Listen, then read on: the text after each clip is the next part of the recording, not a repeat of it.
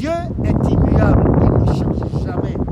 Il est invariable et il n'existe pas en lui une once de début de commencement de variation en lui.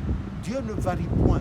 Il est, il avait été, il est et il sera éternellement. Que son nom soit béni. Amen. Et vous recevez votre portion à vous. Au passage soit dit, le salut est individuel.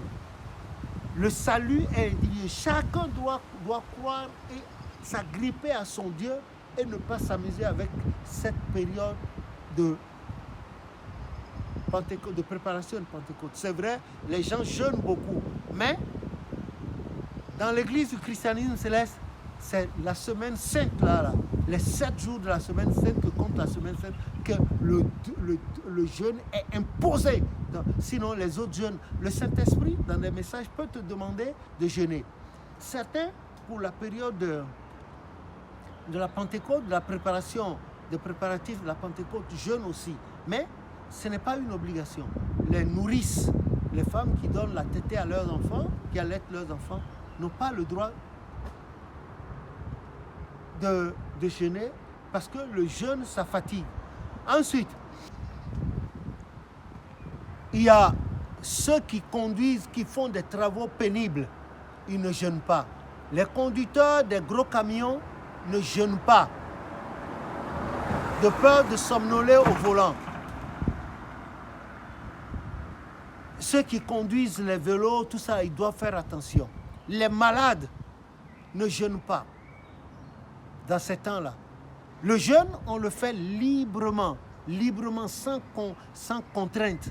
Et quand tu jeûnes, il ne faut pas afficher une mine patibulaire, être en train de cracher tous les 3 mètres, ou bien regarder l'heure sans cesse, dire l'heure n'a qu'à vite venir, ou bien faire un tour par la cuisine, ou dire mais qu'est-ce que vous préparez pour ce soir? Alors, ton jeûne s'est déjà arrêté. Ou bien tu vas te cacher quelque part, tu te mets à te faire des idées. Est-ce que personne ne t'oblige à... c'est un titre personnel. Si tu aimes ton Dieu, tu jeûnes. Tu peux jeûner même sans que les gens sachent. On ne sait pas que tu jeûnes. Ça, c'est entre ton Dieu et toi. Et Dieu te le concède. Que son nom soit béni. Amen. Donc voilà ce que conseille l'Église du christianisme céleste dans l'attente du jour de la Pentecôte. Et voilà quelles doivent être les attitudes de chaque chrétien céleste, de chaque chrétienne céleste. Que le nom de l'Éternel soit béni. Amen. C'est ce que je puis te dire. Je ne sais pas si tu... On ne sait jamais. Peut-être que tu aurais d'autres questions à poser là-dessus. Bien sûr. C'est une période de sanctification. Surtout, le sexe, là, on met de côté. L'exagération dans la nourriture, on met de côté. Vous savez que quand on mange trop, on est lourd. On est lourd, parfois les gens souffrent de gastro. On n'est pas là-dedans. Que le nom de l'Éternel soit béni. Amen. Voilà.